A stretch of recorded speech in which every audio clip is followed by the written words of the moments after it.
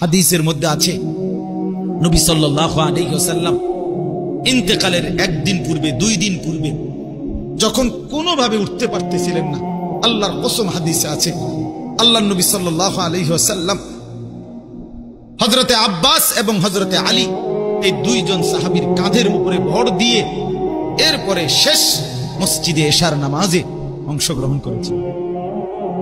ওইখানে কিতাবে আছে, আম্মা জান আয়েশা রাদিয়াল্লাহু তাআলা আনহা বলেন, নবী শেষ যেদিন এশার নামাজ পড়তে মসজিদে গেছেন, সেই নামাজে যাওয়ার আগে মোট 7 বার দাঁড়াইছেন। 7 বার দাঁড়াইয়া নামাজের জন্য কদম ফেলতে গেছে, মসজিদের দিকে যাবে, 7 বার পরে বেহুশ হয়ে গেছে। আম্মা জান আয়েশা বলে, আমি 7 বারে 7 কলস পানি নবীজির মাথা মোবারকের মধ্যে ঢালছি। প্রত্যেকবারই যখন হুঁশ আসছে, নবীর জবান দিয়ে প্রথমে কথা বলছে, আয়েশা নামাজের কি খবর? আয়েশা এশার নামাজের কি খবর? আম্মা জান আয়েশা বলছে, ইয়া রাসূলুল্লাহ, আপনার উম্মত, আপনার সাহাবীরা কাঁদতেছে, মসজিদে অপেক্ষা করছে আপনার। তো বলছে, আবার উঠাও আমাকে, আমি মসজিদে যাব, নামাজে যাব। সেই ব্যথা ভরা নবী, সেই চোখের পানি ফেলা নবী, সেই প্রিয় নবী সাল্লাল্লাহু আলাইহি সাল্লামের সেজদা, তার গোলামি, তার বন্দিগি, আল্লাহর হুকুমের বিধান, তিনি সারাটা জীবন আল্লাহর গোলামি বন্দিগি করে গেছেন। আজ আমরা ভুলে গেলাম, অথচ আমরা প্রমাণ করি, দাবিও করি আমরা নবী প্রেমিক। নবী প্রেমিক মানে শুধু জিলাপি না, ইনসাফ এটাই বলে। নবী প্রেমিক মানে শুধু বিরিয়ানির দেখছি না, নবী প্রেম মানে শুধু খিচুড়ির দেখছি না।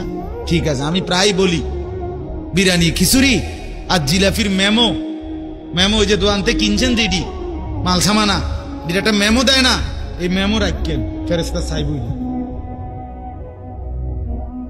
আপনার যেহেতু নামাজ রোজা বন্দিগি নাই, সুন্নতের আমল নাই, তা আপনি ব্যস্ত যাবেন কি দিয়ে? তো মেমো দেখাই। ইয়া রাসূলুল্লাহ, দেখেন মোট জিলাপি আমি খাইছি কয় কেজি, মানুষের খাবাইছি কত কেজি, মেমো দেখেন। জিলাপির মেমো দিয়ে বেহেশতে যাবেন না, কথা বলেন না। বিরিয়ানির ডেক্সি দিয়ে বেহেশতে যাবেন না। আমি কিছুদিন আগে চিটাগাং গেছি, আমার শুনাইতেছে, হুজুর ইমাম হুসাইন রাদিয়াল্লাহু তাআলা আনহুর কারবালার 10ই মুহররমের পালন করছে। কি পালন করছে? 18 ডেক,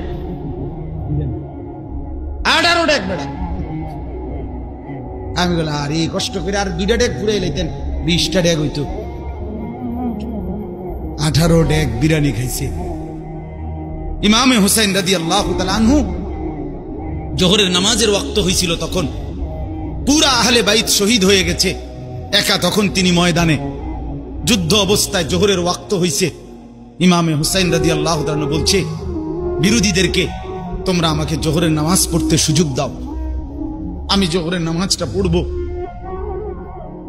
আমরা কিতাবে পড়ছি, ইমামে হুসাইনের দুশ্মন শিমার জিল জৌশান, ওই নাফরমান চিৎকার দিয়া বলছে, হুসাইন তোকে জোহরের নামাজ পড়তে দেয়া হবে না, জোহরের নামাজ আদায়ের আগে আগেই তোর গর্দান থেকে, শরীর থেকে আলাদা করে ফেলা হবে।